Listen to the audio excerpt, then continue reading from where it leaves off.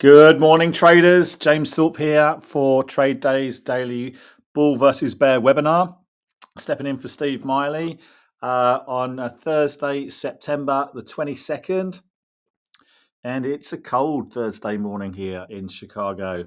Winter is coming, which I think is quite a good analogy, perhaps, for what seems to be a somber and cold mood setting across financial markets since yesterday's announcement of the Fed rate decision, which we'll come on to in a moment. But I hope you're all well. And welcome to the Thursday morning meeting. Of course, it's not quite morning in Europe, so good afternoon to you guys, and good evening to our Asian traders. So, yes, the Fed. Well, they raised rates by 3/4 of a point, or 75 basis points. It's kind of what we were expecting.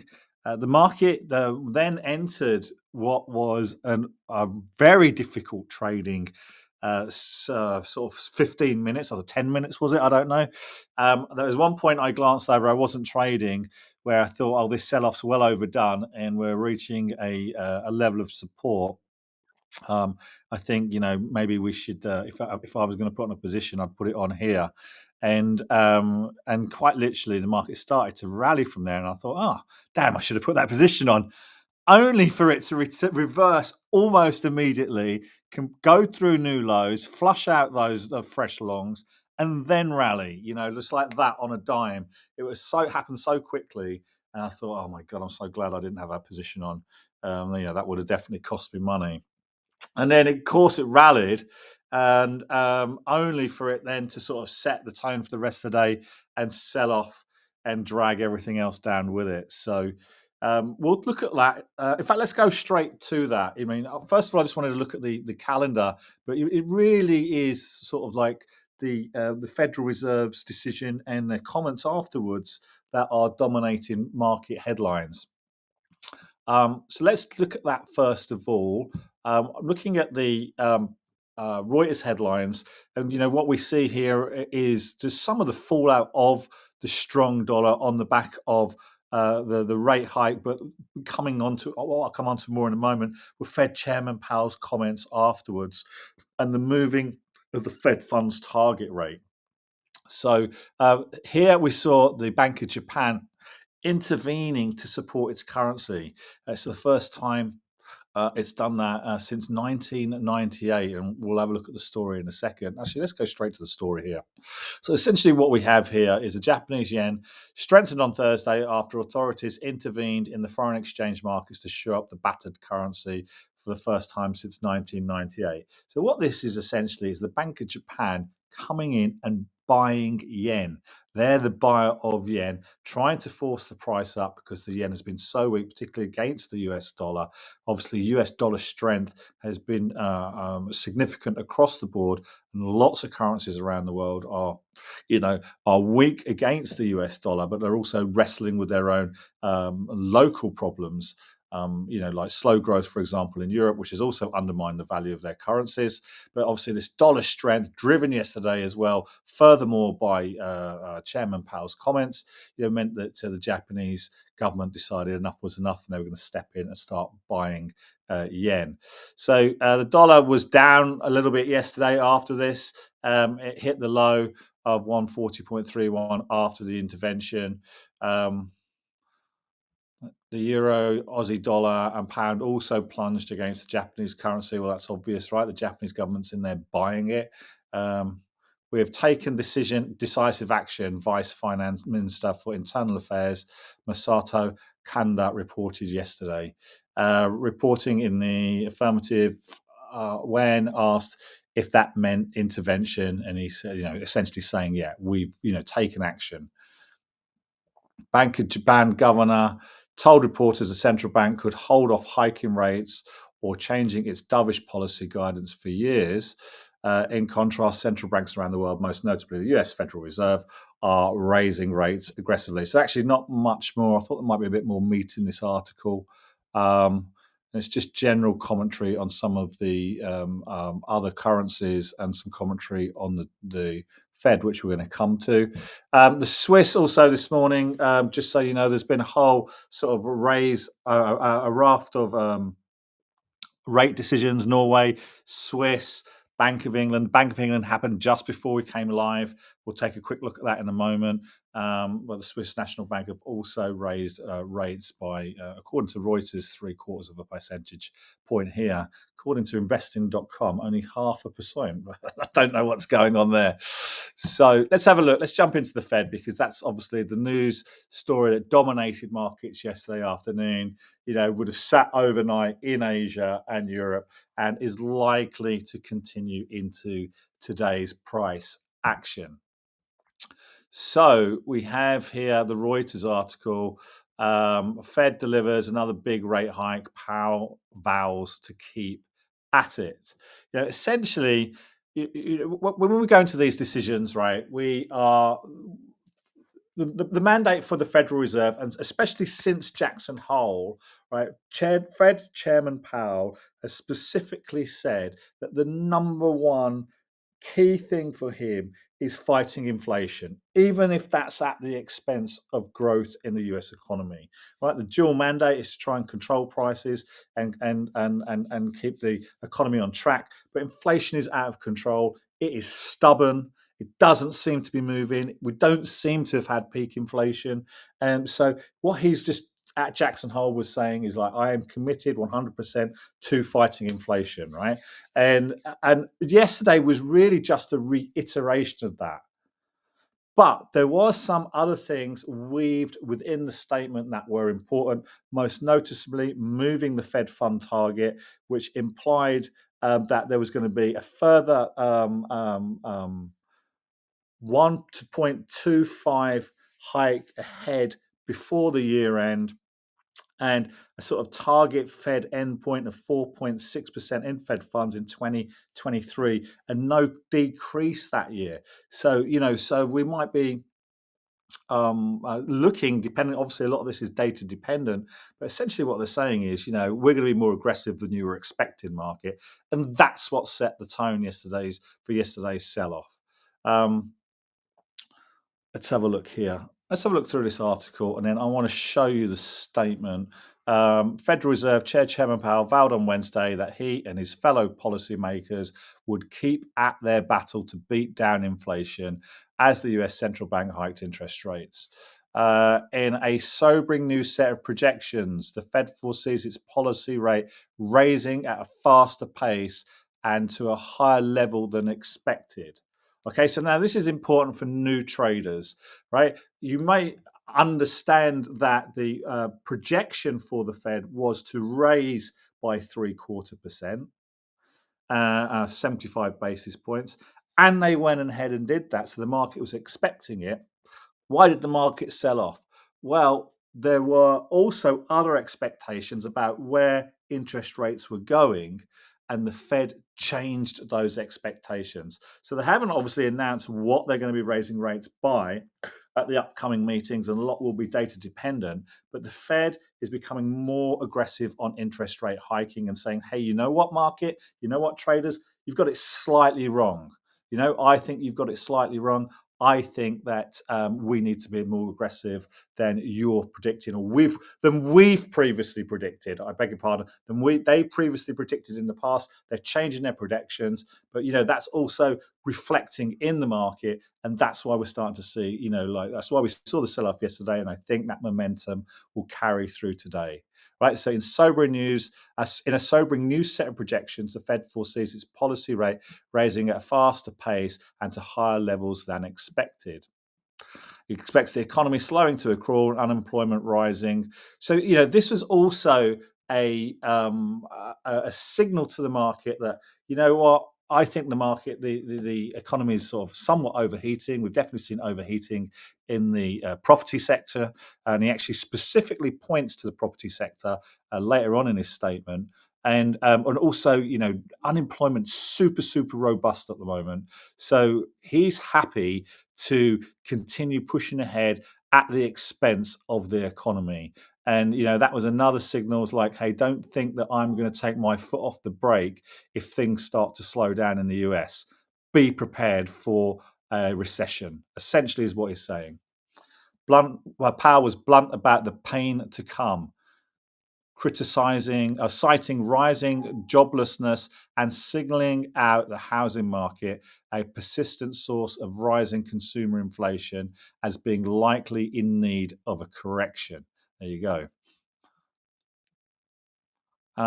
Should we continue? The United States has had a red hot housing market. There was a big imbalance, Powell said in a news conference. Fed policymakers unanimously agreed to raise the central bank's benchmark overnight interest rate of 3 to 3.25%. What we need is supply and demand to get better aligned. We're probably in the housing we probably in the housing market have to go through a correction to get back to that place. Just trying to sort of pick out anything else here from this article. So there you have it. A very aggressive Federal Reserve yesterday, more aggressive than the markets were expecting. And as the markets digested that press conference and that press release, we saw a sell-off. Incidentally, you can download the transcripts from the Federal Reserve of Chair Powell's press conference on September the 21st, 2022. And it's towards the back end of this. Excuse me, I'm just going to grab a glass of water.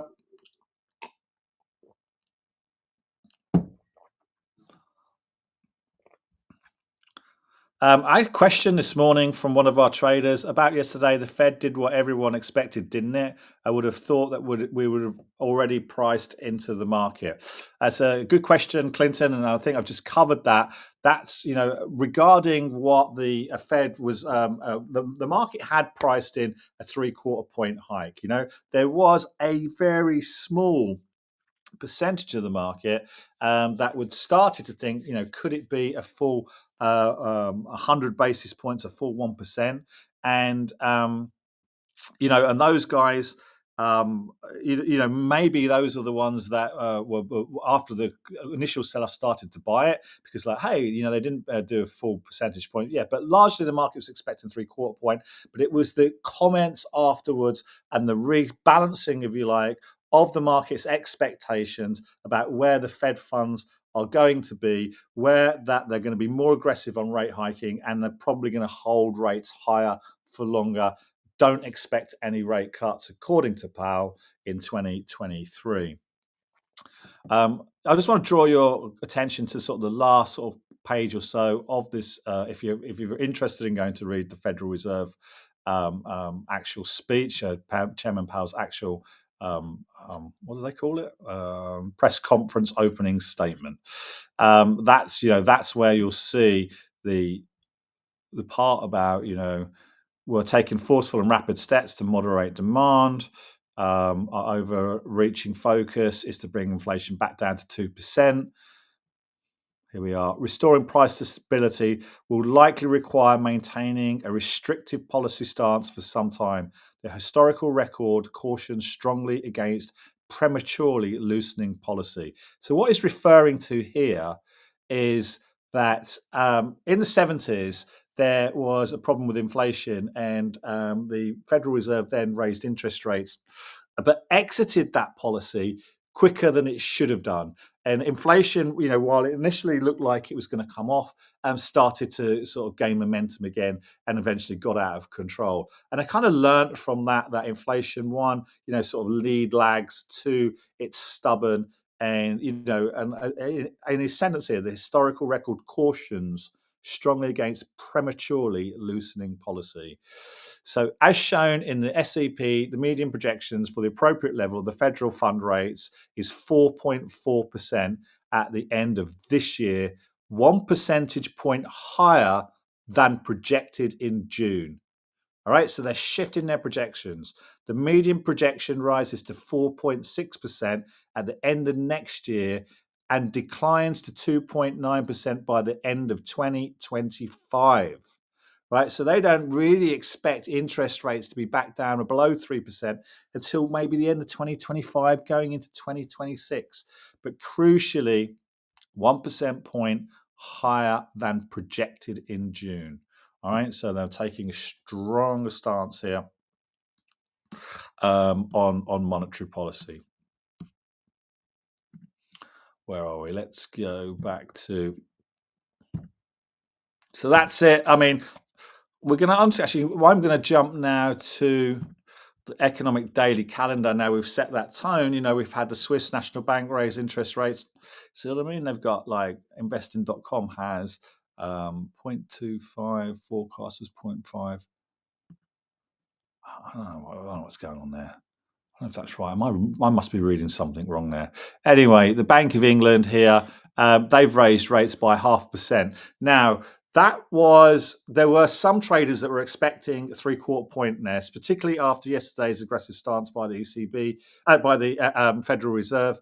And I think, at that point, the Bank of England's made its decision. I don't think it's going to be swayed by Powell, and then make a change sort of 24 hours later, right? So they've already made their change. They already made their rate hike decision before yesterday's FOMC meeting, right? And 0.5%'s pretty aggressive, but England's behind the 8 ball, isn't it? It feels like with inflation, and it feels like perhaps it should have been 0.75%, 75 basis points, and it wasn't. It's 50 basis points. But from what I understand, is the Bank of England have said, that they need to be more forceful on tightening monetary policy to curb inflation. Right, so they followed it with a brief speech. This has literally just unfolded in the last few minutes, so I haven't had a chance to sort of read any sort of post statements or any sort of market analysis on it yet. But I did sort of grab something that said, "Hey, you know what? We're going to continue to be aggressive." So I think that maybe sentence was thrown in after the Fed did their decision, but the actual amount that they were going to make the change was decided before the Fed yesterday. But through the lens of the Fed yesterday, 0.5% does seem like it probably wasn't strong enough. I suspect sterling's going to be weaker on the back of it. So we had Norway as well. So a whole raft of central banks are moving their rates today, all in the same direction. Obviously, all trying to curb inflation, with the exception of China, that is wrestling with a slowing economy and doesn't quite have the same overheating and runaway inflation that the rest of the world does.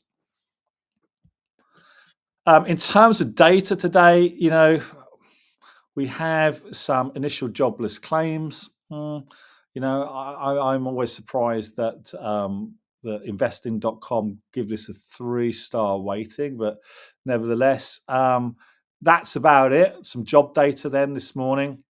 I'm actually going to have a look at tomorrow because I'm not around tomorrow, and Steve, unfortunately, we don't know yet. He might have a family commitment that he needs to meet tomorrow, which means he won't be available for the meeting tomorrow.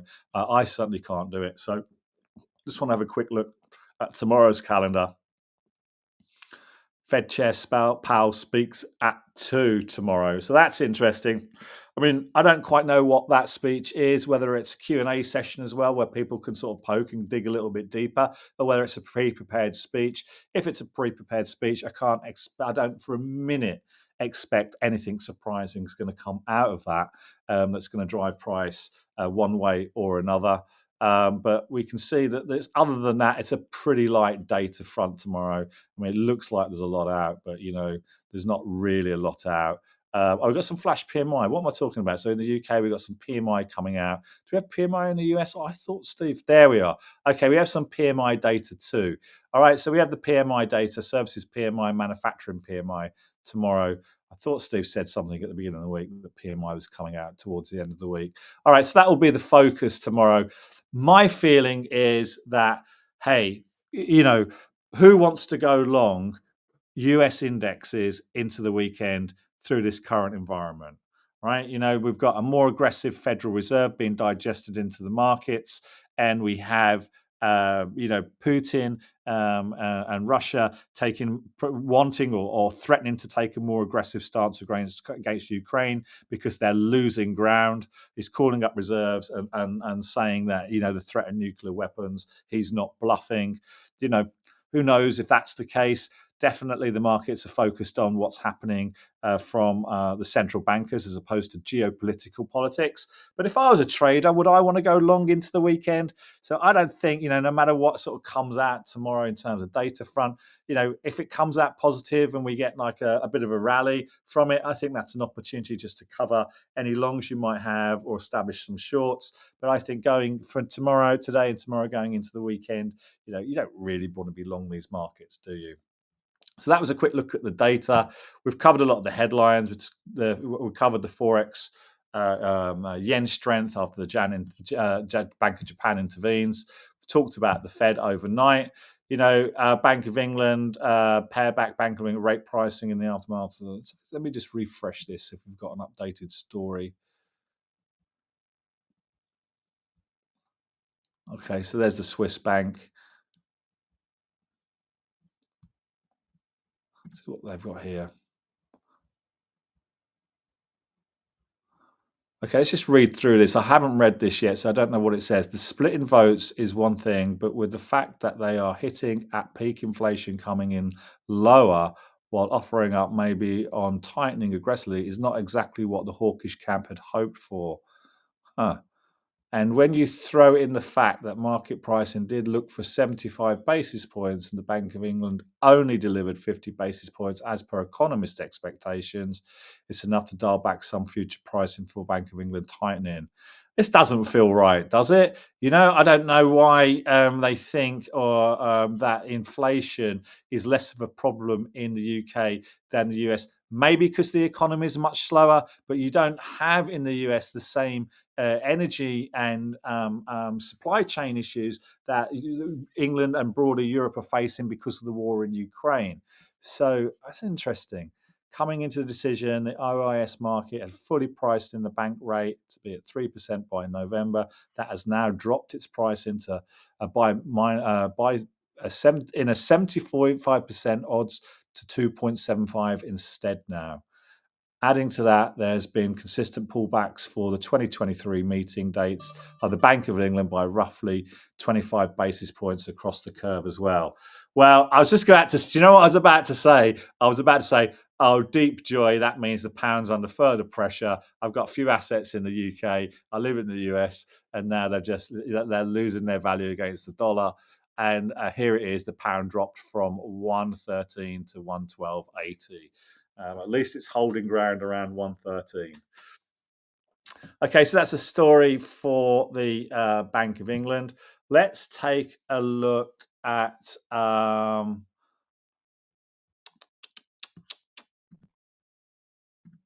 some charts. This is really Steve's domain. I'm not a big chartist. If I'm trading, I like to look at the daily, look at the hourly, figure out where the momentum is, look at the major levels of support and resistance.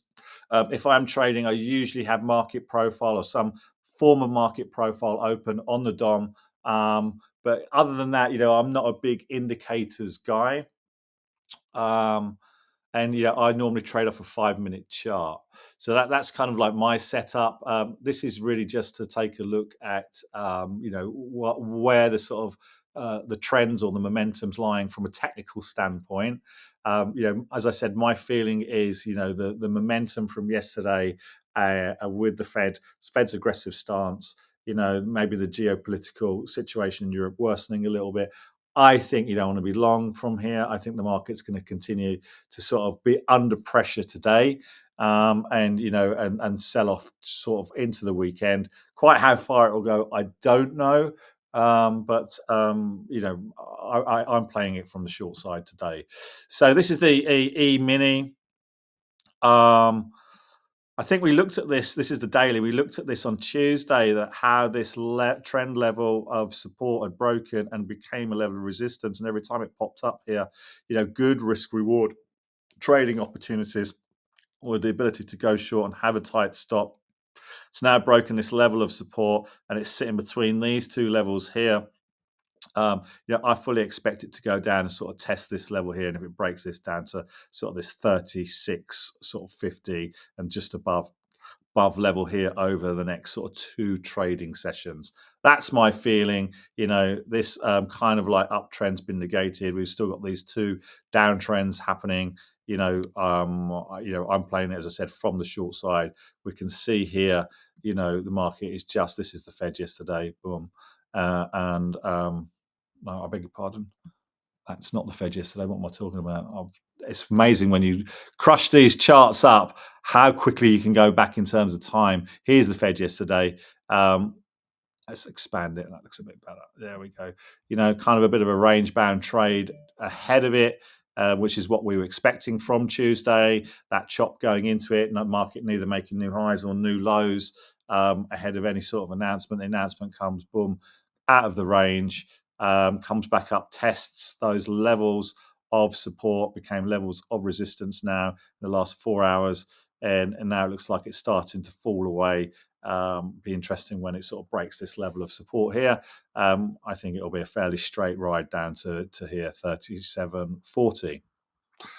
And in the Nasdaq, obviously it's always a pretty similar story. Interestingly, it's holding on this level of support here in the Nasdaq, and we still have this hourly uptrend here. It broke this one, but this one here that it kind of seemed to have bounced off of. So we might find some sort of levels, some sort of minor support around here. I can't imagine it is at all going to be significant. More significant is going to be these kind of levels up here. It's going to be difficult, I think, for the market to break above here. Treasuries continue their march down. Remember, we talked about this on Tuesday, how the bias, in your normal thinking is to think, oh, it must be cheap. It's come off so far. I don't want to go short now. But obviously, the market has continued its sort of march down over the last couple of days, and we can see it more clearly in the hourly trade here. The trend is definitely your friend there. Obviously, this is closely linked to what the Fed's saying also, right? Because the Fed's like, hey, rates are going higher than you expect. And so the higher interest rates go up, the higher yields are, the lower the price of treasury bonds. And oil was more interesting because it didn't really follow the path of equities post Fed. It did somewhat, but it seems to be holding in a little better. And I wonder if that's because, the Fed does talk about the robustness of the economy, right? And that he feels comfortable about raising interest rates because the economy is so robust, and therefore demand for oil will be there. I don't know. Personally, I wouldn't want to be long oil at the moment. It is sitting on this fairly significant day trend where one wasn't quite a point here, but we can see 2, 3 points, a fairly shallow trend line. This looks like significant level of support.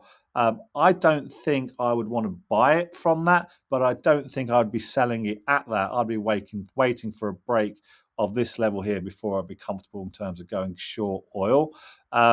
Up here, $90, obviously, not only is it a technical level, but it is a psychological level of resistance. What do we mean when we talk about psychological levels? Well, we mean like round numbers, like $100 or $90. You believe it or not, these round numbers, actually act as levels, can act as levels of support and resistance. We call them psychological levels for no other reason than they are round numbers.